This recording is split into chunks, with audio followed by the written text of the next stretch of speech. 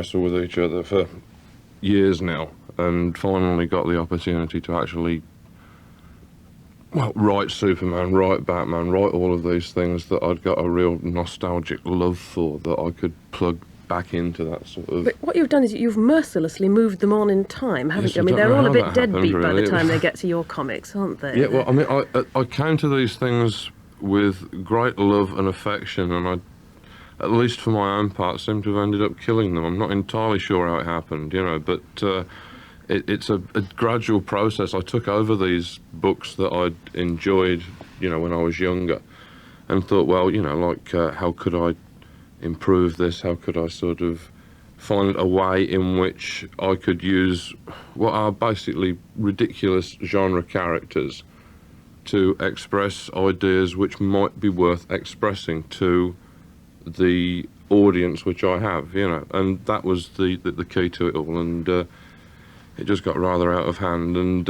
ended up with this, you know, telephone directory-sized sort of Watchmen comic. And a new Superman book, at the end of which Superman ends up sort of at home with Lois Lane, changing nappies and leading a regular guy's life and giving up being Superman. That was just goodbye Superman, basically. It was, you know, on a number of levels. That was just before a new artist took over Superman, changed the character completely. The numbering of the comic began again, and basically all of the things which most people remember and associate with Superman were suddenly just wiped away. They just never existed. So in a way, I got a chance to write the last Superman stories, at least the last stories of the Superman that I was concerned with, and that's nice, you know. But in this sort of process of growing up and mellowing with the characters of your childhood, I mean, you've made these comic books of yours deal with all sorts of amazingly modern, heavy preoccupations like violence and racism and gun law, and I mean even attitudes to menstruation. I mean, you're into issues, and yet the pictures are still wham zap, huge blue muscles and sometimes yellow eyes and stuff. Sometimes, yeah. I mean, well, the thing is that, I mean, you have to make a difference between comics and superhero comics. I mean, superhero comics are just one narrow genre. There are much more you can do much more really than superhero comics. I mean, the comic book medium is such a diverse and wide thing, but it's when you're working within that genre, you have to use these icons, you have to use these figures, and just try and find interesting things to do with them. I did wonder a little bit about Watchmen, because, I mean, what this big fat book Watchmen is all about is deploring the nastiness and the violence and the brutality of much of modern life, but it's also exploiting it rotten, because the drawings are full of blood and gore and people exploding and faces being kicked in and so on. I mean, it might well be enjoyed for quite the wrong reasons by some of your readers. It's difficult to say. I mean, like, certainly it's a self-referential thing, Watchmen. I mean, Watchmen was me saying goodbye to superhero comics. I mean, something's happened. I've finally reached puberty or something. I don't know what it is, you know, but some strange glandular change has come over me, and much as I've loved superhero comics for far too long, and but it's all gone now. Somewhere along the line, I've done my Superman story, you know, I've done my Batman story. So you're actually, I mean, you're sitting here right now in the position of someone who's done these books, and you hope people will buy them and like them, but you've had them now. I mean, you're on to the next thing. Yes, that's it, yeah. Will the next thing, by any chance, be a bit more English? I mean, this is all very American. So. Very much so. Is Northampton about to become the new metropolis? It Something swinging yes. from That's semi right. to semi. Well, I don't think there'll be... Well, not quite that, but close.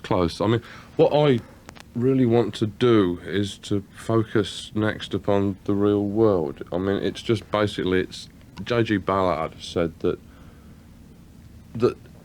Earth is the last alien planet, and so really it comes down to the fact that I can't create a landscape any stranger.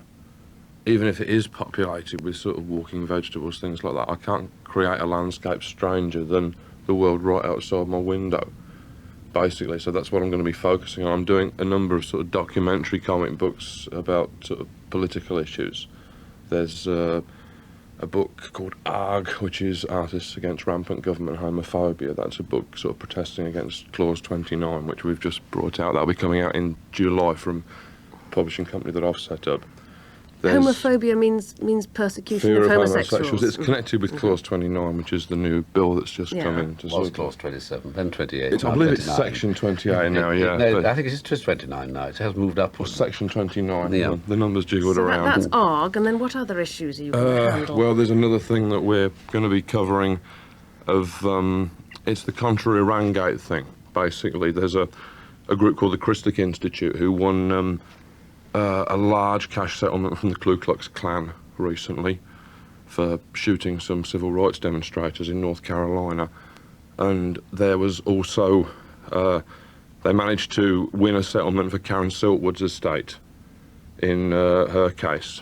And recently they've been investigating Richard Secord and John Singlaub and of the other names that were sort of... Why are comic books the way you want to communicate all this? I mean, it seems a lot of trouble to draw all these pictures of people with bulging muscles and perky breasts and so on, and when you could just sit down and write it down in a book, and we could read that. Well, no, because comics are such a direct way of getting information across. I mean, there is political issues these days, they're in danger of becoming a quantum science. I mean, most people won't read a page of political analysis unless it does have some sleazy sort of gutter press connotation to it. Most people will tend to avoid any sort of political thinking. I think that's dangerous. It becomes a point where, really, because comics have a sort of an inbuilt sensationalism, if you see what I mean, they are very bright, they fix images in people's minds, you know, with short bursts of words, which can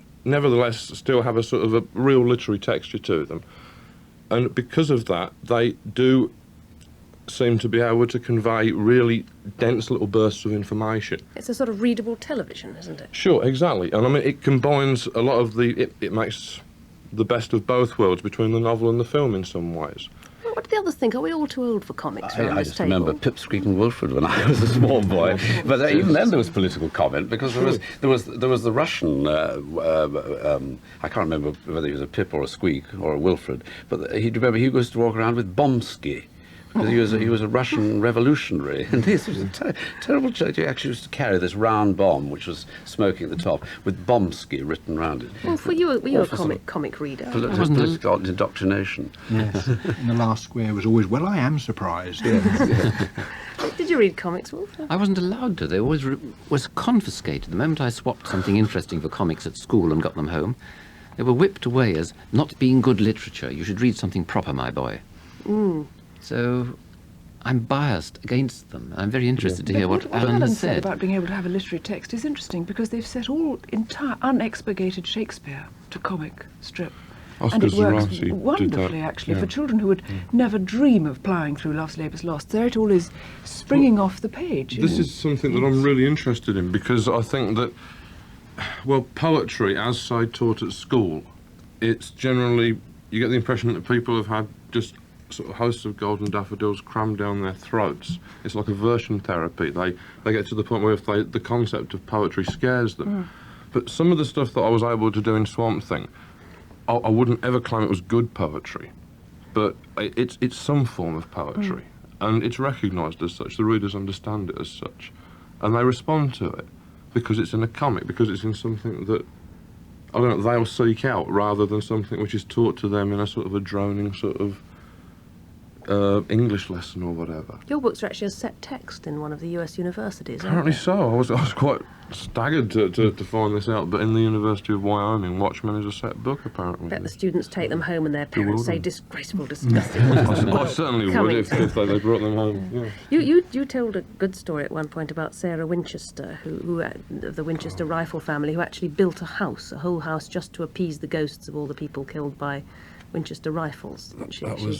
Yes. She actually built a house for the ghosts, which was made, I thought, a nice connection with what Peter Underwood does, because he's a serious ghost man and president of the Ghost Club, which sounds as if your meetings might be full of gibbering and moaning, but it's a very venerable club. It was founded in 1862, and Charles Dickens and Conan Doyle and Arthur Koestler and Yeats were all members of it. That's right. And presumably they still are, aren't they? I mean,